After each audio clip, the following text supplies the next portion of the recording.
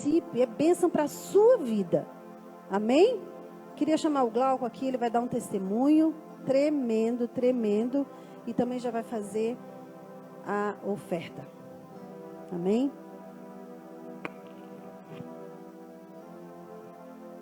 Paz do Senhor, meus irmãos. Eu pedi para minha esposa vir junto porque nenhum testemunho na vida de um casal acontece sem a participação da esposa. Isso é. Então, honrem as esposas de vocês, maridos. Esposas, honrem os maridos de vocês. Porque é assim que você constrói uma casa forte. Deus habita nessa união. Pode ter certeza. A união entre um homem e uma mulher não é só o homem e a mulher. É o homem, Deus e a mulher. É uma tríade. Só reforçar, aproveitar o gancho, reforçar a questão do SER, né, amanhã. Para os irmãos que foram inscritos, eu mandei um e-mail para todos. Conforme eu disse, nós não vamos ter nem WhatsApp, eu não vou mandar mensagem para o WhatsApp, eu não vou criar linha de transmissão, nem nada. Por quê? Porque assim como todos aqueles que vão participar, eu também tenho o meu ministério empresarial. Então também trabalho muito durante o dia, sempre que possível eu nem olho para esse tal de WhatsApp. Aliás, eu estou a ponto de banir esse negócio da minha vida também, porque se tem urgência, liga. A ligação continua funcionando, então eu estou acabando com isso. Então não vou utilizar, até para poder facilitar.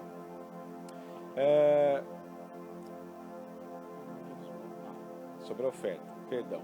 A pastora e o pastor me convidaram para falar sobre isso. E eu quero ser bem breve, porque eu acho que o objetivo principal é a gente entender o que esse tipo de disponibilidade, o que esse tipo de atitude muda na sua vida. Toda vez que na igreja se fala sobre dinheiro, existe uma barreira tremenda para quem ainda não entendeu o que isso significa. Nada do que está sendo feito aqui é feito sem dinheiro. Deus precisa do nosso dinheiro? Não. Ele é o dono do ouro e da prata. Ele não precisa do nosso dinheiro. Mas nós não sabemos fazer o que ele faz. Nós sabemos pedir a ele que ele faça.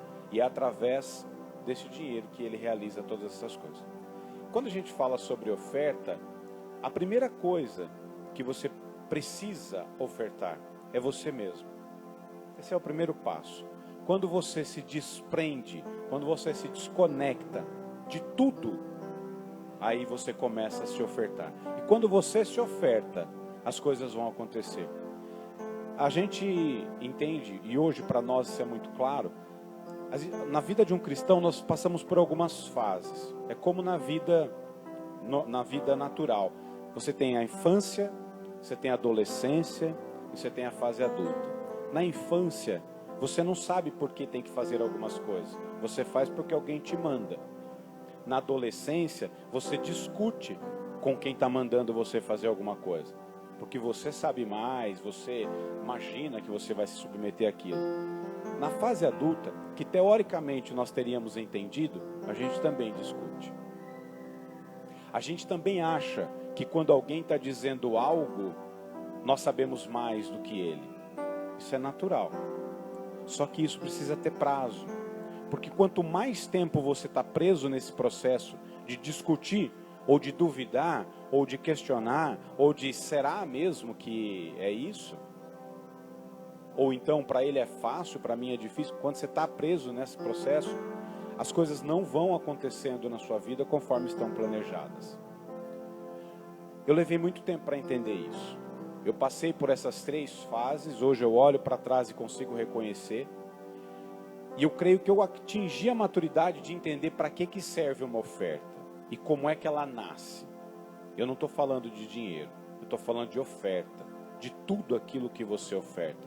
Seja um pacote de cuscuz que você vai trazer na ceia, seja 1 quilo de arroz, ou seja 50 mil reais, não importa. Seja um carro, uma casa, um terreno, seja lá o que for.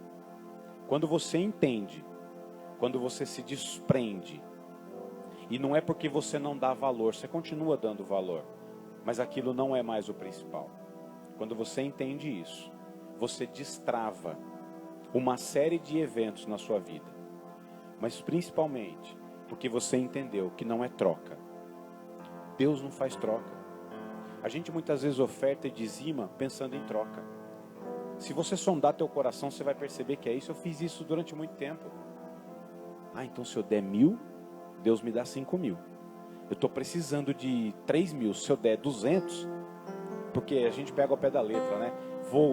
Vai multiplicar 10 vezes, 100 vezes, fala, então se eu der 300, Deus vai me dar os 3 mil que eu preciso. Enquanto você estiver pensando assim, porque eu também pensei assim, as coisas não destravam. E a gente já vem trabalhando nessa linha, moldando o nosso coração e pedindo a Deus para que Ele molde, para que a gente se desprenda mesmo. Todos nós temos desafios, todos nós. Quem tem família, mais ainda. Quanto maior a família, maior o desafio. Quanto maior a quantidade de negócio, pior ainda. A gente pensa assim, não, quem tem muitos negócios não tem problema. Coitado, tem hora que é melhor ter um. Porque quando você tem vários, os problemas também se multiplicam. A proporção é essa. E quando a gente entendeu que tinha que desprender o coração, a minha esposa já tinha sido agraciada antes de mim. E ela intercedia por mim, para que Deus mudasse o meu coração. Porque eu também passei por essa fase. Eu passei pela fase de, chega no começo do mês, tem que dar o dízimo. Não, mas pera um pouquinho, vamos pagar as contas primeiro, depois a gente dá o dízimo. Eu fiz isso durante muito tempo. E como eu sou o cabeça da família, o homem é o cabeça da família, ela olhava para mim e dizia assim, não é assim. Eu dizia, mas é assim que nós vamos fazer, porque assim é melhor, por isso, isso e isso. E ela, tá bom. E ela orava no canto dela e isso veio e foi moldando o meu coração. Desde agosto do ano passado, a gente vem buscando, e eu gosto de falar em tempo, para que ninguém fique pensando assim, é muito tempo já. Não, faz pouco tempo. Faz pouco tempo que eu virei essa chave, faz pouco tempo que eu entendi isso. E quando a gente decidiu obedecer, sem trocar nada com Deus, eu parei de trocar. Porque quando eu entregava, eu pedia algo em troca. Eu parei de pedir algo em troca. Eu simplesmente entendi, não é meu. Eu estou devolvendo aquilo que me foi colocado sob confiança. Eu sou apenas um mordomo. Quando você entende que você é um mordomo do reino, é só vivendo isso, né? Nós ficamos milionários de uma hora para outra? Não, ainda tem uma caminhada até lá. Em nome de Jesus nós vamos ser milionários, não tenho dúvida. Mas tem uma caminhada para lá. Porém você passa a entender e passa a curtir essa caminhada. E desde o ano passado a gente vem praticando isso. Essa semana a gente tomou algumas posições, a gente vem tomando posições já há muitos meses. E a gente vem semeando em muitas vidas. A gente semeia na igreja, a gente semeia fora da igreja, em outros ministérios. Sempre que a gente pode, a gente faz. E a gente não faz esperando nada. E o que é mais legal, muita coisa vem. Então a gente tomou uma posição um dia desse, nessa semana passada, e as coisas de Deus, elas podem acontecer de uma hora para outra, ou elas podem acontecer num processo. Eu prefiro entender que para nós vem acontecendo num processo. Quem tem uma empresa e sobreviveu à pandemia, tem que dar glória a Deus todos os dias, mesmo que não seja cristão, porque não foi fácil. Aí agora vem uma guerra, muda tudo, sobe preço, a gente não tem nada a ver com isso. Só que você entende que quando você está centrado, e quando você tem Deus dentro de tudo isso, se você oferta desprendido, se você dizima desprendido, as coisas vão acontecer, sem falta. Essa semana a gente tomou uma posição para poder encurtar e liberar o espaço, porque hoje é mais curto. A gente tomou uma posição, e diante desse processo todo, Deus não simplesmente nos presenteou, Ele multiplicou por 6, realmente aquilo que a gente havia feito. Então nós entregamos algo a Deus, porque a gente não entrega com o coração de entregar ao pastor ou à igreja, seja lá quem for. A gente confia plenamente no que o nosso pastor tem de orientação de Deus para fazer. E a gente entregou, porque era nosso desejo, o Deus já tinha posto no nosso coração. E Ele multiplicou por 6. Aqui eu estou falando de valor. Isso numa área. E nas demais áreas, porque Deus não faz as coisas pela metade, Ele trabalha em várias áreas. Então eu gostaria de essa manhã deixar apenas essa mensagem: desprenda o teu coração. A Bíblia diz que a mulher que tinha menos foi a que entregou mais.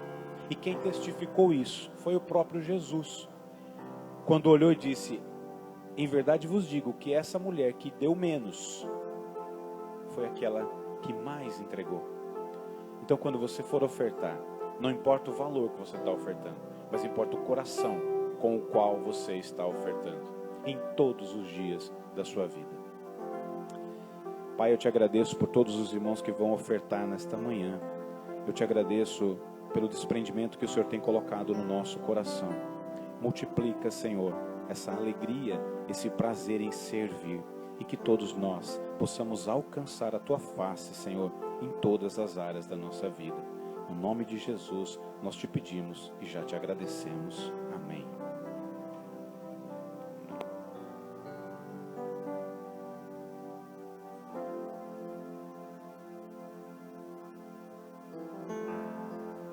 Aleluia. Amado, você que já ofertou, já dizimou, deixa eu te falar aqui algo. Essa semana 3 pessoas foram grandiosamente usadas por Deus nessa questão da oferta. No começo da semana uma, no meio da semana outra, e no meio da semana 2, no começo da semana uma e no meio da semana 2. A gente está no domingo. E como o Glauco falou, tudo que foi feito aqui foi feito com dinheiro, né? E o interessante é que chegou um momento, Fausto, que eu estava assim, Senhor, eu quero acabar essa... Ainda falta um pouquinho, nós estamos 80%, mas eu quero acabar esses 80% de tudo, 70%, porque agora vem pintura e tal. E eu não quero falar para a pessoa que trabalhou até meia-noite aqui, que virou, o outro que veio trabalhar de sábado, ontem o rapaz que colocou aqui, ficou colocando, ele vai vir dar mais umas ajeitadazinhas. Eu falei, cara, vai para casa, você está aqui, já é 7 horas da noite, ele ainda estava aqui ainda, ele morava no Crato, ele e outro rapaz. Depois vocês vêm, o rapaz do gesso vai, descansa, não precisa vir domingo, não trabalha domingo, se eu pedisse para ele vir, ele viria, porque ele está fazendo, ele é eletricista também, está fazendo outra parte. Eu falei, eu quero acabar aqui, tudo quitado. Irmãos, não foi nada passado no cartão aqui, foi tudo pago à vista. Tudo pago à vista. Amém? Material, mão de obra, tudo. Até o pedreiro que não quer vir trabalhar, mas é só metade. Quem só fez metade, a outra metade só paga quando ele terminar. Amém?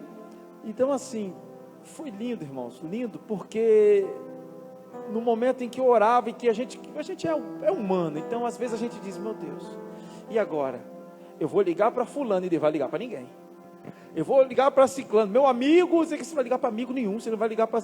Não, mas ele me disse que quando eu precisasse, podia falar com ele. Não, vai entrar. Irmãos, e os valores que entraram, tanto dessas 2 pessoas no começo da semana, como no meio da semana, foi o valor que precisava, assim, tudo para quitar, tudo. Deus é bom, irmãos, nós gastamos por baixo aqui, 7 mil reais por baixo, isso porque a gente, sabe, pechinchava, porque está tudo muito caro. Qualquer rolo de pano é R$ 1.300, R$ 1.400, na verdade 1.600, mas aí a gente tem umas indicações e tal, a pessoa dá um 25% de desconto, mas é 1.600, 1.700, e na Tacom ficava correndo atrás do Cícero, da Tacom, Cícero aqui, assina aqui a notinha, ele, toma aqui pastor, vai lá, além do desconto, mais 15% de desconto, porque é para a igreja. A Tacom faz aqui para a igreja, todo o material que eu compro para a igreja, a Tacom, além do desconto, dá mais 15% de desconto. Então, é muita bênção de Deus. E eu, quando ouvi o testemunho, que 6 vezes mais no mesmo dia, e eu nem sabia, porque não entrou como dízimo, entrou como oferta, eu falei, amém, Deus abençoa quem deu e tal, e ele foi dar o testemunho, eu falei, amém, Glauco. E eu profetizo sobre a vida de todos que ofertaram, irmãos, não só nessa semana, mas desde quando nós começamos, que a provisão, a prosperidade, a multiplicação venha sobre a sua vida, em nome de Jesus, amém? E a gente precisa entender isso, e eu queria aqui meditar, hoje nós vamos cear, não vim pregar, queria fazer uma reflexão com vocês, em cima da fé, preste bem atenção. Quer ver uma coisa? Abra comigo no livro de Deuteronômio, capítulo 6.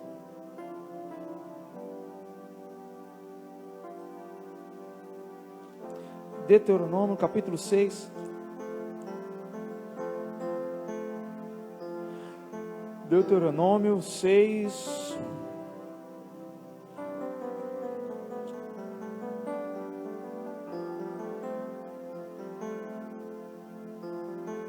Repetição, que é Deuteronômio 6, 5.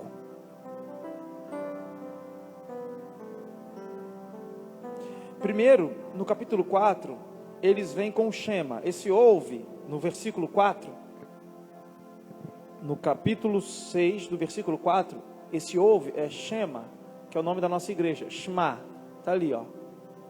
Shema Israel, cadê? Shema Israel, Eloheinu, Adonai, Eloheinu, Echad. Ouve, ó Israel, o Senhor é o nosso Deus e o único Deus. Ou o Senhor é único. No hebraico é assim. Então esse ouve, eles, dia e noite eles ficam assim. Vocês não vão dar risada não, tá? Eles amanhecem assim lá, todo dia. Vocês não riem quando eu falar, tá bom? O pessoal do Instagram vai rir, eu não estou vendo. Eles ficam assim, ó. Shema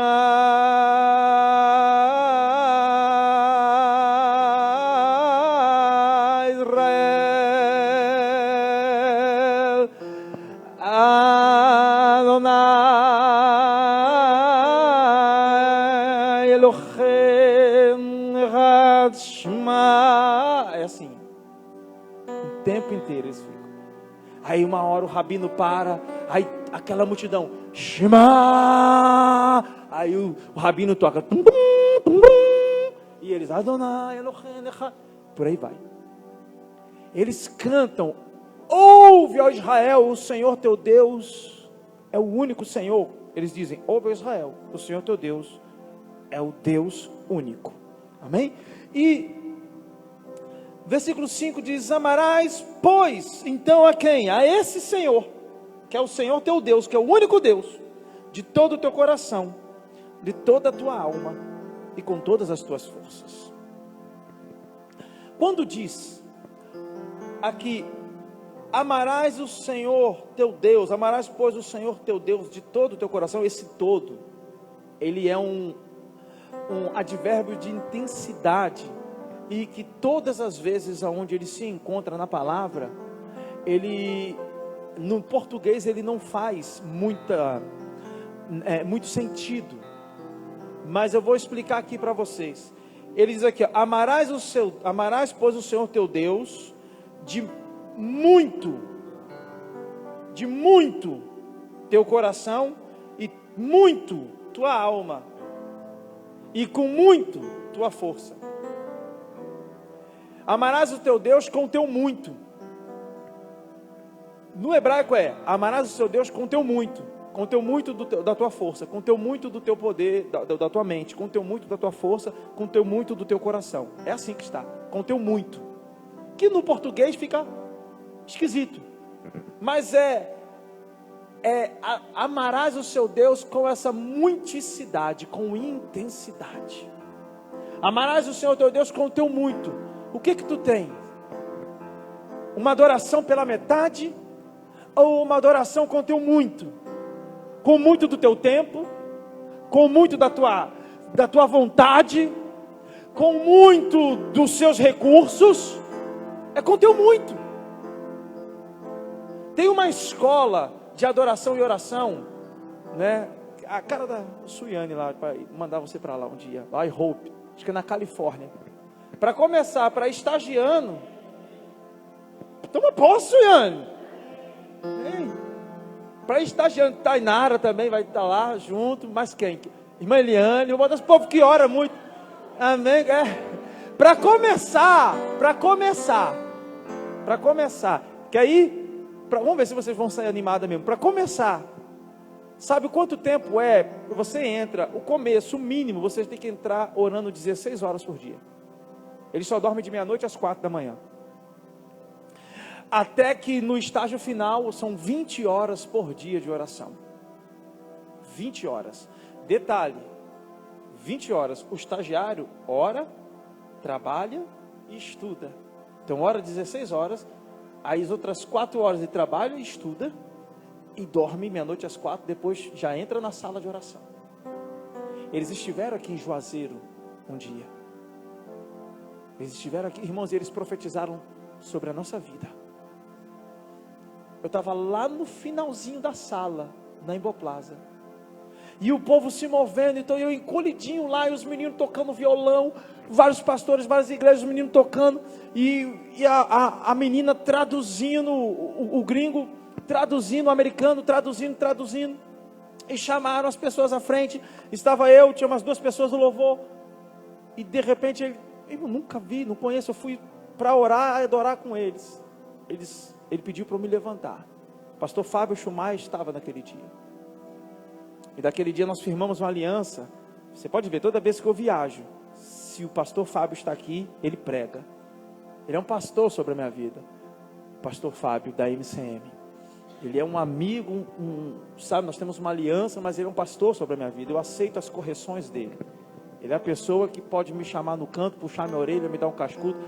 O pastor Fábio é a pessoa que, se ele disser para mim, não pregue durante 2 meses, fique sentado, eu obedeço e fico sentado sem pregar. É o pastor Fábio Schumacher. Amém? Então entenda. E esse rapaz me chamou, esse senhor me chamou, e ele disse, começou a profetizar, e disse que nós cresceríamos, e que os anjos desceriam no nosso louvor. E eu quero isso antes da vinda de Jesus.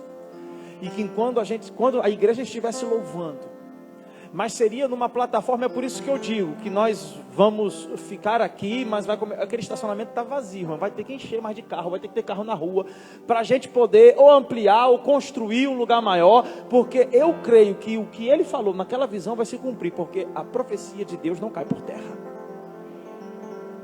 Irmãos, eu sei que essas pessoas, nós que estamos aqui, cada um de você, sabe o que vai ser? Apenas o corpo de obreiros.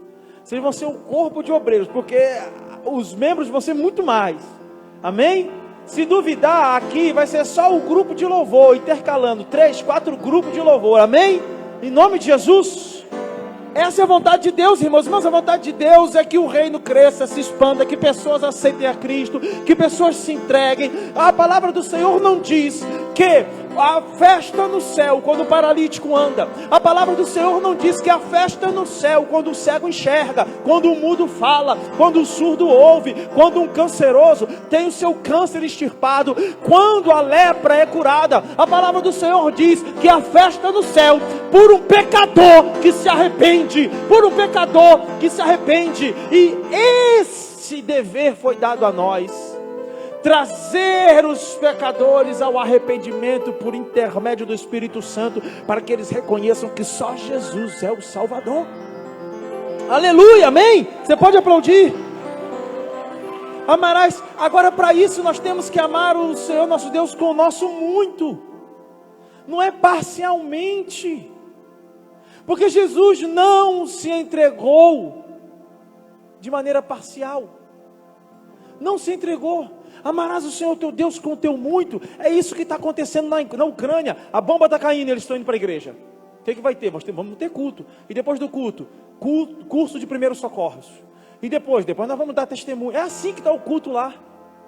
E todo mundo indo para a igreja.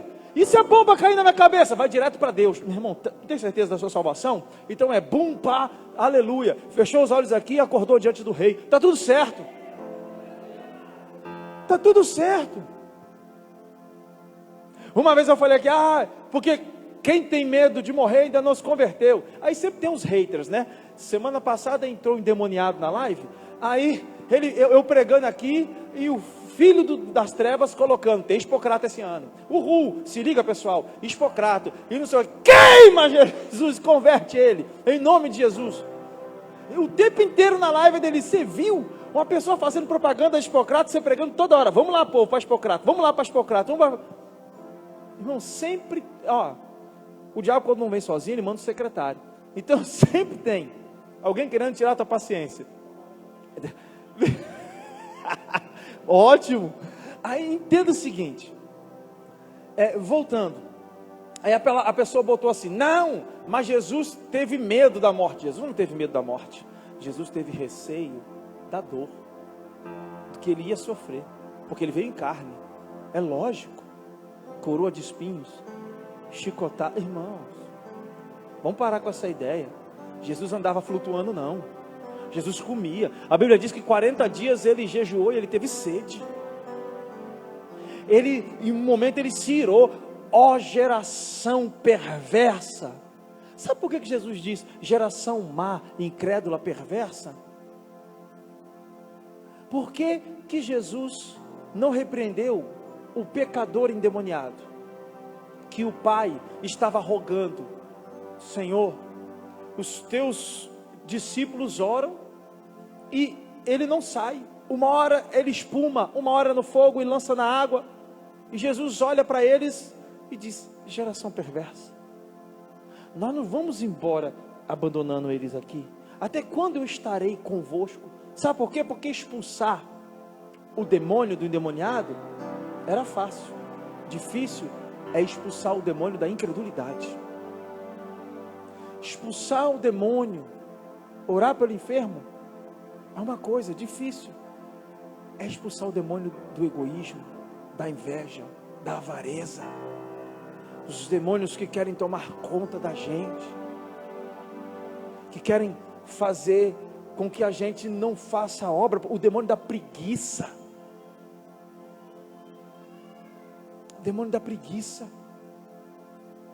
Então, Jesus, ele não teve medo da morte. Adorar a Deus com o seu muito, é isso. Ainda que eu passe, Pai, se possível afasta de mim esse cálice, não da morte, porque eu vim para isso, mas eu vou ter que ser esmagado. E o livro de Isaías diz: a mim agradou moê-lo, falando de Deus para Cristo, moê-lo, ele foi moído. Irmãos, o azorrague era uma tira de couro com um pedaço, uma haste com uma tira, que dava em 12 tiras, e nessas 12 tiras ali, eram pedaços de ossos, pedaços de ferro. Na terceira lapada, a pessoa já parava de sentir dor e já estava se urinando toda, porque já ficou em carne viva. Nós fomos sarados por esse moer de Cristo. E a ferida que houve nele não foram as feridas, foi a ferida, porque foi um rombo que fizeram nas costas de Jesus, que não foi uma, duas, três, quatro feridas, emendou, ficou uma ferida só, expondo quase os seus órgãos vitais. Era impossível, irmãos, a não ser uma pessoa muito cheia do Espírito Santo, determinada. Ali naquele momento, Deus estava com ele até o fim. E quando ele chegou na cruz, quando ele diz: Deus meu, Eli, Eli, lama sabachthani. Quando ele diz: Deus meu, por que me abandonaste? Ele não está dizendo que Deus sai, não. A dor era tanta que o termo, o sentido é que Deus virou o seu rosto, porque naquele momento todos os pecados do mundo entraram nele, e Deus não tem comunhão com o pecado, mas Deus virou o seu rosto e diz: agora, aguenta um pouquinho aí, aguenta, porque daqui a pouco eu vou te ressuscitar com outro corpo, e não haverá dor, não haverá choro, não haverá pranto. Aguenta aí, meu filho, eu não te abandonei.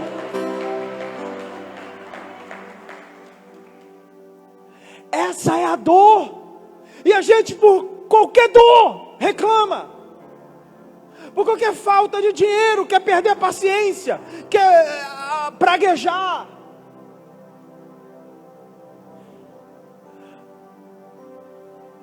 Adorarás, amarás o Senhor teu Deus com teu muito.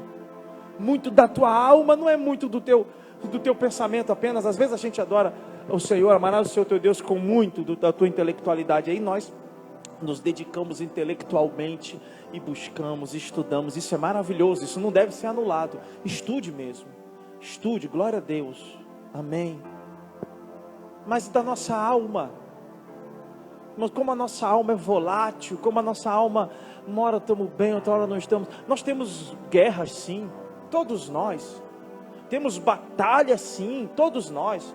No livro de Judas, versículo 3, olha, abre lá, Otávio, por favor, Judas, versículo 3, é o primeiro capítulo, Judas só tem um capítulo, diz que ele nos exorta a batalhar pela fé. Por quê? Porque, irmãos, a nossa alma ela é tão suja às vezes, tão sorrateira, tão, como diz lá em Santa Catarina, tão maligna, que se a gente deixar, ela abafa a nossa fé. Judas, versículo 3, diz assim: eu ia vos escrever a respeito da salvação, olha ali, amados, procurando eu escrever-vos com toda diligência acerca comum da salvação, tive por necessidade escrever-vos e exortar-vos a batalhar pela fé, que foi dada uma vez aos santos, ou seja, foi dada na sua vida a fé. Você não é uma pessoa sem fé, você pode ter pouca fé, mas você tem fé. E como é que essa fé cresce? A fé cresce primeiro passo para a sua fé crescer, pedindo a Deus, e Deus começa a te dar. Primeiro passo, primeira coisa, gente, Denise tem um nível de fé, pastora Denise tem um nível de fé que várias vezes, cheguei em várias reuniões, aí lá, numa reunião tem um agrado, hoje nós vamos ter uma rifa para os convidados que vieram, uma rifa não, um sorteio, aí ela diz assim, sorteio? Aquele liquidificador vai ser meu. Aí eu digo, no final, chamam o nome dela. Aí, chamou o nome dela, chegou lá, ferro de passar roupa. Aí eu, você teve fé, mas não foi a fé canalizada, você ganhou o ferro, não foi o liquidificador. Aí lá vem a mulher com o liquidificador. Irmãzinha, quer trocar? Aí eu falo, misericórdia. Irmãos, não foi uma, duas, três, 4 vezes isso. Já vi várias vezes. Dela chegar assim, eu estou precisando tanto disso, mas meu pai vai me dar. Mas não dava meia hora, 40 minutos, alguém ligava. Ei, eu estou com um negócio aqui e tal, que eu não estou usando, está novinho, mulher, está na caixa, tu não quer não? Eu digo, tu acredita? Eu falo, acredito. Fé. Começa a pedir. Começa a pedir. Não é pedir aquilo que você pode. Veja bem, está lá, a Ruth, está com a dona Eliane, que é a neta dela. Aí está ali, caiu. Aí dona Eliane, ela diz, me ajuda, me ajuda. A dona Eliane vê que ela pode levantar. Ela vai levantar? Não, ela diz, levanta. Porque ela pode fazer isso. Um brinquedo que está ali, mãe, pega para mim. Está a meio metro de você. Você não pode pegar? Ele pode pegar. Agora, o que o pai faz? O que o filho não pode fazer? Caiu, se machucou, sério. O pai pega, leva para o hospital, precisa. Tem que engessar, tem que dar um ponto, tem que fazer um curativo mais especializado. Aí é o pai. É o pai. A pessoa não contrata um advogado para ir na lotérica pagar a conta para ele. Ele vai na lotérica e paga. Agora, quando ele não paga, a empresa entra na justiça porque você não pagou, porque você não quer pagar, porque deu juros, e você diz que pagou e não pagou. Aí ele contrata advogado. Eu paguei, está aqui, a empresa está dizendo que eu não paguei, mas eu paguei. Aí ele contrata advogado. Por quê? Porque é algo que ele não pode contestar. Ele não tem conhecimento técnico jurídico para isso. Então ele tem que chamar alguém. Assim somos nós, irmãos. Temos que começar a pedir a Deus. Pedir tem mudo aí? Você não quer saber de nada não, vou para casa. Pedir, hein? Dá-se-vos-á. Batei, hein? Abre-se-vos-á. Porque todo aquele que pede, recebe. Amém? Quem procura, vai encontrar. A Bíblia diz que o homem cavou, procurou e encontrou uma pedra, mas ele se esforçou. Então peça. Começa a pedir nas pequenas coisas. A gente tem que entender isso. Segunda coisa. Por quê? Deixa lá em Judas aberto. Por favor, tá? Por quê? Porque olha isso que está escrito. Salvação. Amados, procurando eu escrever com toda diligência acerca da comum salvação. Por quê? Deixa lá. Comum salvação. Por que eu tenho que ficar pregando aqui como pastor Irmão, porque Jesus vai te salvar. Se você já aceitou a Cristo, se você já crê que Deus ressuscitou o Cristo dentre os mortos, amém, você já entendeu a salvação, você está fazendo o discipulado sexta-feira foi mó barato, falando sobre salvação. Uns ficaram alegres, outros com medo, e foi, vamos lá, vamos orar, é desse jeito. Mas eu não preciso ficar falando sobre isso aqui. Não. Aquele que está em Cristo, o apóstolo Paulo diz em 1 Coríntios, é um com Ele no Espírito. Quando você não tinha Cristo como Senhor e Salvador da sua vida, você estava apenas na imagem e semelhança. Agora você não é mais imagem e semelhança apenas. Aí eu sou imagem e semelhança. Não. Você tem a essência de Deus em você. Você é filho. Porque no livro de João, presta atenção nisso. No livro de João diz: porque todo aquele que o recebe, deu-lhes o poder. Você recebeu um poder de ser transformado filho de Deus. Então aqui é só imagem e semelhança, criatura. É imagem e semelhança, embaçado, é imagem e semelhança. Senhor, eu te quero como o único Senhor e Salvador. Eu te aceito. Seja o meu Senhor e Salvador. Porque não é só Salvador não. Muitos querem um Salvador, mas não querem um Senhor. Você não tem que ter um Salvador apenas. Ele salva, mas Ele quer ser o Senhor da sua vida. O Senhor. O Senhor. É quando você diz isso, olha o que acontece. Agora você não é mais imagem e semelhança. Você tem a essência. Você não é apenas a imagem e semelhança, melhor colocando, você tem a essência, você é filho, você é herdeiro de uma nova aliança, e agora você vai cear com a identidade correta, você vai cear com a concepção correta, você vai cear sabendo que você estará comendo do corpo e bebendo do sangue, você vai cear sabendo que um dia, esta mesma ceia que foi feita aqui na terra, em corpo, Jesus diz, como eu esperei ansiosamente para ter esse momento convosco, porque esse é o último momento, mas haverá um dia que todos nós cearemos com Ele, lá nas bodas do Cordeiro, serão 7 anos, aqui é o ensaio, irmão, aqui é o ensaio dos filhos, aqui não é o ensaio da imagem e criatura não, aqui não é o ensaio daqueles que são imagem e semelhança, aqui é o ensaio dos filhos, que comem e bebem do corpo de Cristo,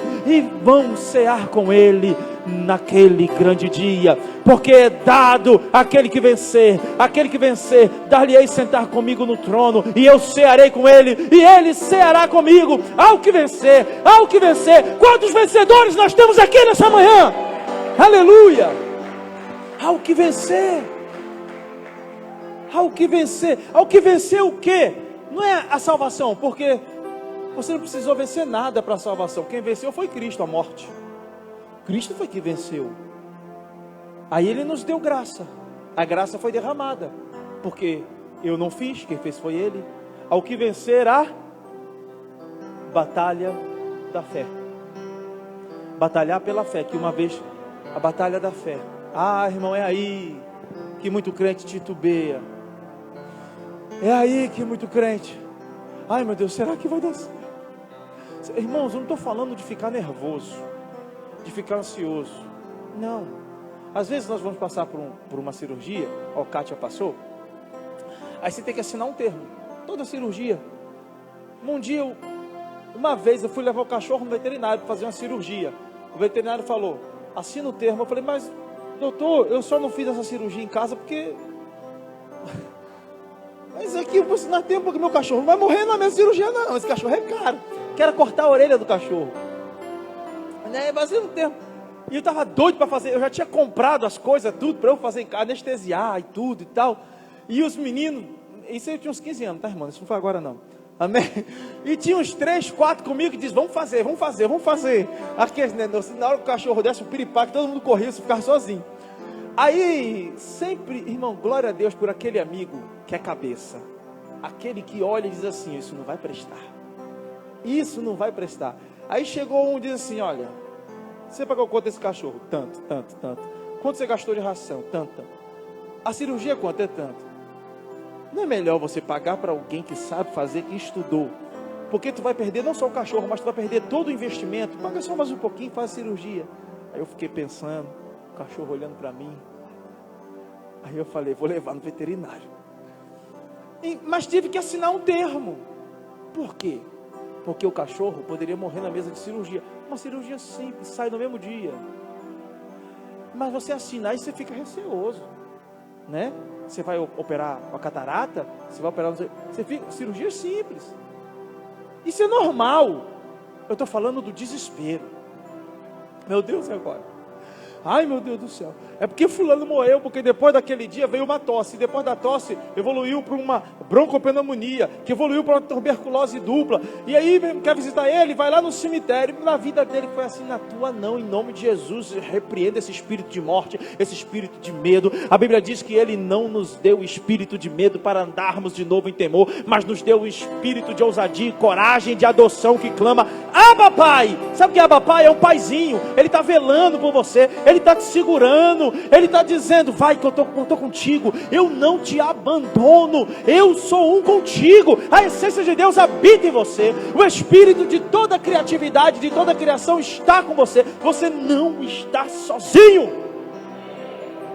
Ainda que eu passasse no vale da sombra da morte, que é quando eu passar, ou seja, ele sabia que iria passar no vale da sombra da morte, não temerei mal algum, porque tu estás comigo. Por que ele diz, a tua vara e o teu cajado me consola? Irmão, a pregação hoje está assim, não tem nem lado para onde ir. A gente vai vendo, o Espírito Santo vai falando. Deixa eu fechar aqui. Amém? Eu falei que ia trazer só uma reflexão. Por quê? Por quê? Tua vara e teu cajado me consola. Porque o cajado, ele trazia a ovelha para perto, batendo na ovelha. Vem cá. A vara, um instrumento longo, mais fino. Até hoje os pastores da Somália, Etiópia e de alguns países africanos, existem muitos judeus na África, por causa da rainha de Sabá, isso é outra coisa, mas vamos lá, eles usam essa vara, então eles estão com seus animais pastando, essa vara tem uns 3 metros, ela faz assim, ó, irmãos, vem leopardo, vem o que for, é incrível, o cara está a 3 metros de um guepardo, de uma chita, e ele não tem medo por causa daquela vara. O estalo que ela dá, ele faz assim no chão e dá na cabeça do bicho, o bicho para trás, e ele, pá, o bicho querendo avançar na ovelha. Eles tiram predadores de cima da carne do animal já predado, morto, só com essa vara. O cajado, Deus te chama para perto. A vara, ele afugenta o mal de você. Sai daqui, demônio. Sai daqui. Tu quer tentar a vida da Gabi? Papá, sai daqui. Sai, é treta, papai, é treta. Pá, sai daqui. Deixa a Eliane. Pá, deixa a Ciane. Pá, é desse jeito. Sai daqui. É desse jeito, irmão. A tua vara e teu cajado, ele te chama para perto. E o irmão, o mundo espiritual é real. Ficam furiosos os demônios. Olha, há um texto profético no livro de Salmos que ele diz, vacas de Bazã. Sabe o que é vacas de Bazã? Vieram furiosas contra mim. Sabe o que são as vacas de Bazã? Era o gado que tinha lá, que eles cortavam o chifre e colocavam condimentos apimentados no chifre. Os touros de Bazã ficavam furiosos e arrebentavam tudo.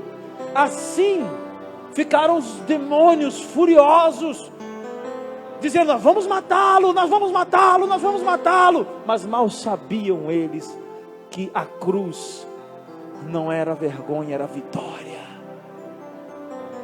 Adorarás o seu teu Deus com o teu muito, com alma. É a nossa alma, a nossa alma às vezes diz, não, eu vou correr, como é que diz aqui no Ceará, a pessoa fica destrambelhada, para um lado, para o outro, sem rumo, sem direção. Fica destrambelhado. Aí a gente pede dinheiro para quem não deve pedir, abre a vida para quem não deve abrir. Você não sabe o que está acontecendo na minha vida. Irmão, cuidado com quem você abre a sua vida, com quem você fala. Cuidado. E o que você fala. Às vezes você pensa que a pessoa está querendo te ajudar, ela está só assim, é mesmo? É. Ó a gavioa. A gavioa. E seu marido é assim, é? Ele é chato. Aí, pois é, tadinha, ele não dá certo não, você merece algo melhor. Aí dentro dela ela está dizendo assim, Mal sabe ela que ainda bem que ela tem um, que eu estou querendo um e não consigo de jeito nenhum. Quando ela largar ele, eu vou em cima. Irmão, é verdade. Cuidado. Eu estou falando sério, cuidado. Cuidado com quem você põe na sua casa. Até para limpar, para trabalhar. Cuidado. Cuidado. Nós homens somos tapados. Nós somos devagar demais. Irmão, você entra numa festa com a sua esposa. Os homens, olha aqui. Olha os homens aqui. Você entra na festa com a sua esposa. Você está entrando na festa com ela. Aí ela diz assim: não gostei de fulana. Irmão, você nem viu, irmão. A fulana está entrando no portão pelos fundos da casa. Sua esposa já viu. Não gostei de fulano. Porque você conhece ela? Não conheço, não quero conhecer e tenho raiva de quem conhece. Aí você diz assim, quem é? Irmão, mulher assim, ó. Radar. Aí objeto voador não identificado chega lá. Me dê a mão. Não é assim? É assim? É ou não é, Itamar? Marta é desse jeito? Ei, Marta. É desse jeito? Mulher assim. Aí a gente, que foi? Não, tadinha da moça, pobrezinha. Ela achou a roupa bonita. Sei. Aí você, irmão. É desse jeito, irmão. Nossas esposas são radares. Por isso que a palavra do Senhor diz que Ele colocou uma adjuntora. A palavra no hebraico, adjuntora, ela advém de cerca. Se não me engano, hased, cerca. Que é aquela que está em volta, aquela que guarda. Não é cerca para sufocar, mas é para proteger. Para proteger. Então nós temos que ficar ligados. Aí às vezes nós deixamos essas picuinhas e nós acabamos esses vacilos. Falamos para quem não devemos falar. Conversamos o que não devemos conversar. E aí abrimos uma porta para que o mal entre. E a gente fica assim, por quê? Eu estou com tanto problema, agora mais problema. Porque não guardou a fé. Não batalhou pela fé. Batalhe pela fé que foi te dada. E para terminar, primeiro, você pede. Segundo, exercite através da oração. Como, pastor? Exercitar a minha fé. Você pensa que a pessoa que começou a orar e o paralítico levantar, foi assim? Ele orou e o paralítico levantou? Não, foi uma dor de cabeça. Começou, aí deu efeito. Ele, eita, Deus é comigo. Uma dor de cabeça, uma dor no pé. Começa. Irmãos, eu tenho que clamar. Eu fiquei, como eu falei aqui já, eu fiquei revoltado no dia que Kátia e Califa vieram falar aqui da cirurgia. Eu falei assim, Deus, eu voltei para casa brigando com Deus. Deus, eu não quero. Deus, eu quero testemunho de que precisava fazer cirurgia e houve um milagre e aconteceu isso. Amém, nós vamos orar pela vida deles e que os médicos sejam usados por Deus. Mas Senhor, eu quero cura, porque a tua palavra diz que os milagres seguirão os que creem. E eu estou crendo, agora eu quero ver os milagres. Aí a Kátia já deu um testemunho no grupo que foi praticamente a mão de Deus sobre a vida dela na cirurgia e os médicos mesmo reconheceram. Não foi, Kátia? Eu falei, glória a Deus, o milagre começou. E aí isso vai ativando a fé. Isso vai, não pode parar. Não pode. Precisava fazer 3 cirurgias, agora só precisa fazer 2. Uma não precisa, milagre, glória a Deus. Isso vai ativando. Exercite a sua fé. Exercite. Eu vou ligar para o pastor. Não. Ore você. Ore você. Está difícil aqui. Vou falar com a pastora. Vou falar. Irmão, ore. Ore. Ore. Aí depois você busca. Depois você liga. Mas primeiro exerça a sua autoridade, porque foi lhe dado autoridade. Mas eu sou um simples, eu estou aqui no banco escutando. Ninguém nem sabe, no reino espiritual, ninguém nem sabe o meu nome. Irmão, você é filho. Os demônios te respeitam como respeita o pastor, o presbítero, porque o Espírito Santo está dentro de você. Exerça a sua autoridade no nome de Jesus. Não é você, é o nome de Jesus. É o nome de Jesus, irmão. Ore. Jejue, busque. E comece a exercitar. Exercite a sua fé. Você vai ver, irmão, coisas grandes acontecer. A fé é a senha. Se você precisa acessar. Já fez isso? Pegou o cartão, colocou, aí digitou a senha, diz senha inválida. Aí você, não é possível. Não, mas aí a fila vai aumentando. Você digita o cartão de novo e diz senha inválida. Aí você, meu Deus, só tem mais uma tentativa. E a fila aumentando. Digitou a terceira vez, cartão bloqueado. Aí você fala o quê?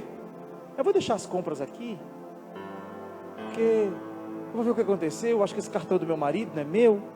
Não estou entendendo direito. Você começa a ficar perturbado. E a fila, depois eu venho buscar, eu vou sacar ali, vou pegar dinheiro em casa. A fé é a senha correta para que o milagre seja acessado. Você acessa o milagre através da fé. Através da fé. Quando eu falei que estava terminando, você acreditou, né? Mas agora eu vou terminar de verdade. Era só a introdução. Me explique, por que tem pessoas que não estão no nosso meio e que nem entendem direito da palavra de Deus, mas tem uma fé que move céus e terra? Porque entenderam no seu íntimo que se tiverem fé como um grão de mostarda, eles vão mover o monte. Fé. Fé. Você acha que não tem fé? Diz: Senhor, acrescenta-me mais fé. Faz igual o filho o pai do menino endemoniado. Acrescenta-me fé. Tenho fé, acrescenta-me fé. Ele diz: tenho fé para Jesus, mas dai-me mais, porque a fé que eu tenho não é suficiente. Ele diz, Jesus disse: se eu posso curar o seu filho, tudo é possível que crê. Você crê? Ele diz: creio, ajuda-me na minha incredulidade. Olha isso. Creio. Meu irmão, o Espírito Santo está falando aqui. Eu não sei quanto tempo eu tenho. Peraí. 2 minutinhos. Creio, ajuda-me na minha incredulidade. Como a pessoa diz, creio, ajuda-me na minha incredulidade. Ele está dizendo, creio, mas a minha fé não é suficiente.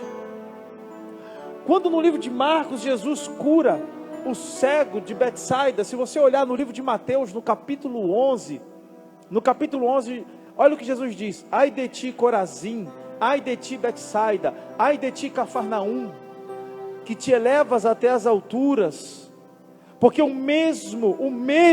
se os mesmos milagres tivessem sido feitos aqui, o que aconteceu em Sodoma e Gomorra, se acontecesse em Sodoma e Gomorra, o que aconteceu aqui, Sodoma e Gomorra, eles haveriam de ter se arrependido. Vocês viram milagres e não se arrependeram. Vamos lá: ai de ti, Corazim, ai de ti, Cafarnaum, e ai de ti, Betsaida. Qual era o pecado deles? Se acontecesse em Sodoma o que aconteceu aqui, eles tinham crido, mas vocês não creram. O pecado era em incredulidade. Correto? O cego que Jesus curou, ele curou onde? Em Betsaida. Sabe o que ele fez? Ele tirou o cego. Trouxeram-lhe o cego, ele tirou o cego e disse: aqui eu não vou conseguir curar você, porque eles são incrédulos e você já está contaminado. Tirou a parte, pegou, a Bíblia diz, e pegando-lhe pela mão, tirou-lhe para fora da aldeia, e impondo-lhe as mãos, perguntou: o que vês agora? E ele disse, eu vejo os homens como árvores que andam, os vejo. E orou de novo, e agora? A Bíblia diz, e sua visão foi restabelecida, e tudo enxergava perfeitamente.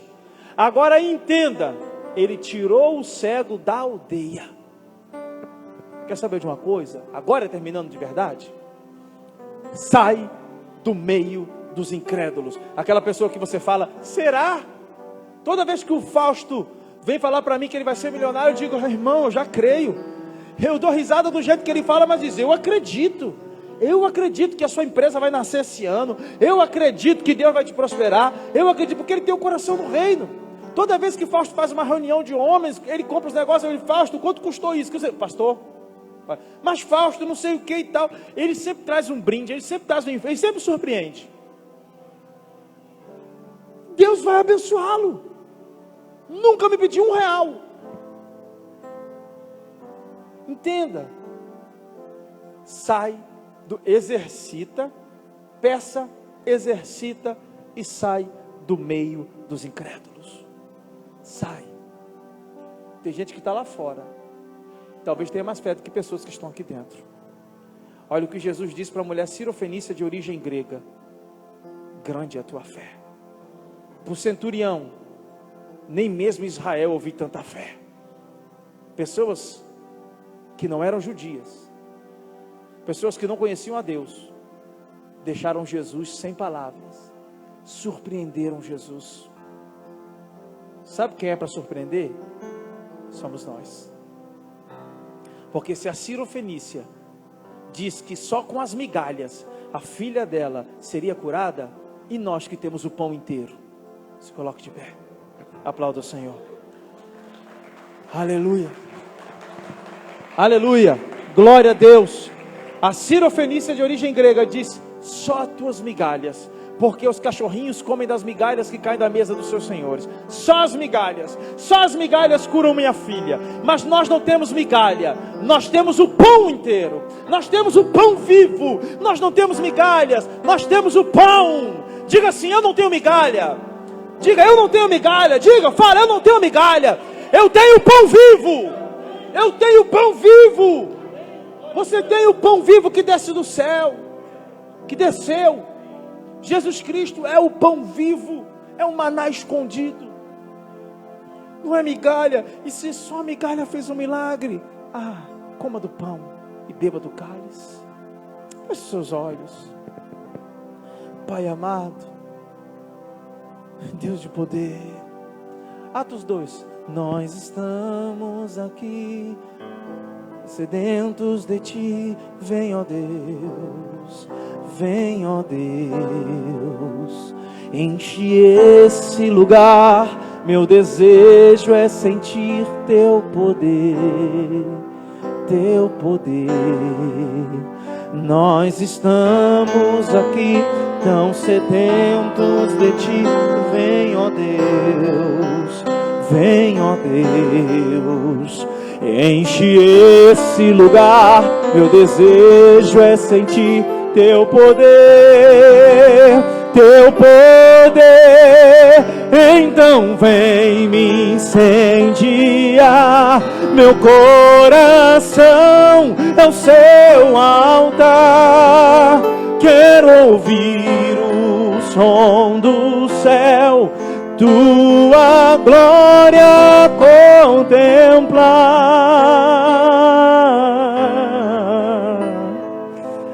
Oh, Jesus, Jesus. E na noite que foi traído, ele tomou do pão,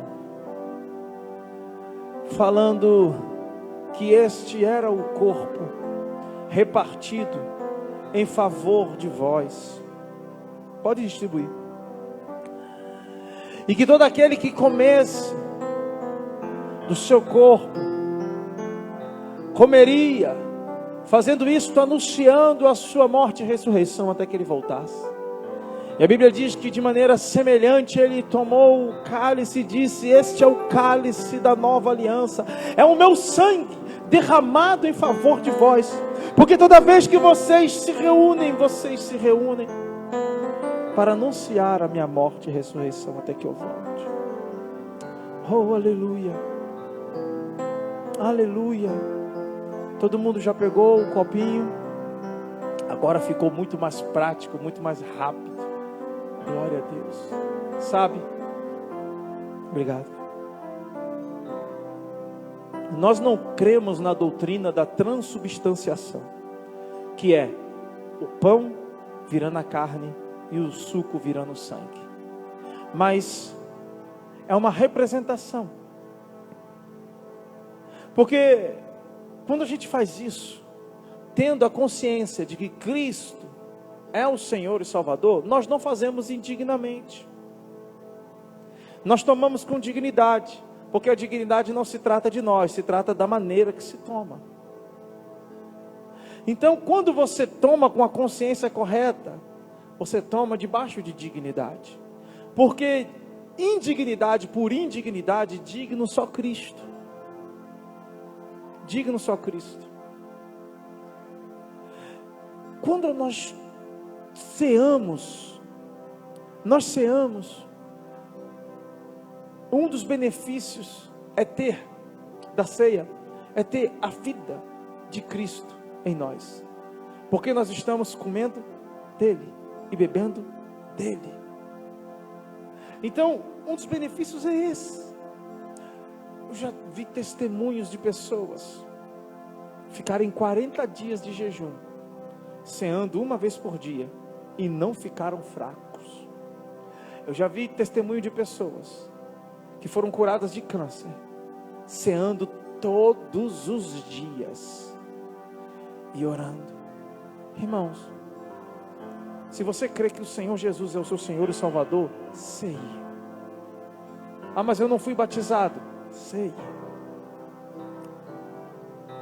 Porque a vontade de Deus é que você coma e beba dele. Porque aquele que come de mim tem parte comigo. Aquele que bebe de mim tem parte comigo. Por isso comam da minha carne e bebam do meu sangue. Alguns não entenderam e foram embora quando Jesus disse isso. Mas quem tiver entendimento, que faça isso.